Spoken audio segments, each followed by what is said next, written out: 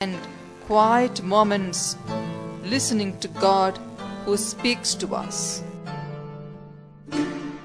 And how are we to bring this experience of newness and rising to whom life is an unending pain and misery? This is a question we ask as people of the risen Lord. The initial experience of the apostles before and after the resurrection was starting afresh from Christ. Yes, one must start afresh from Christ because it was from Him that first disciples started in Galilee.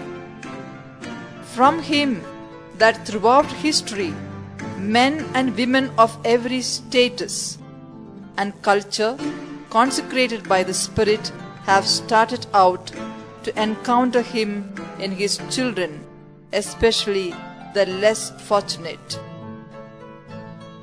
As we revitalize the existing traditional ministries, the Spirit is also calling us to look into the new demands and to respond to them with a sense of newness. The service we started long ago to be with the poor have been institutionalized. We realize that we need to explore new possibilities of getting involved in the lives of the poor in keeping with the need of the hour. Such involvements require vision, creativity, commitment, passionate love for Jesus and humanity. Religious life will continue to have meaning and a future only if it is experienced as being directly involved in the critical issues of our time. The Spirit who renews the face of the earth and who makes everything new is calling us today to express the radicalism of our commitment to Jesus and express our solidarity with those marginalized by the society, oppressed by the strong and the powerful, prisoners, street children, drug addicts, women caught up in flesh trade,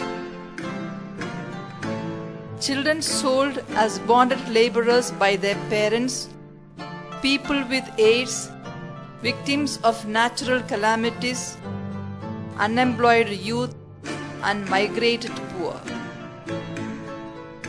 Let us rise together, stand by them to fight for their rights, to give them human dignity. This is the thrust of our chapter, to give new future to the poorest of the poor. Prayer. Lord, I want to start afresh with you, leaving behind the comfortable zones of my neutral stand in the face of the suffering humanity, to wake up from the slumber of routines of yesterdays to the new possibilities of today, to move from the familiar shores of my security and to go to the places where no one has dared to tread, to bring the message of your love, to loosen my clenched fists of selfishness and hoarding, and to reach out and share all that I am and I have. Lead me out from the long and dark corridors of my doubt and confusion into your ever-welcoming, assuring and constant presence. Deliver me from narrow confinements of non-involvement to participate in the daily struggles of the less favored ones of our time. Free me, Lord, from the fear of being ridiculed, misunderstood, criticized, and ostracized, that I may die many a death in order to rise anew and join in the march of the brave to fight for a just cause, to restore human dignity to those who have lost it. We make this prayer through Christ our Lord. Amen.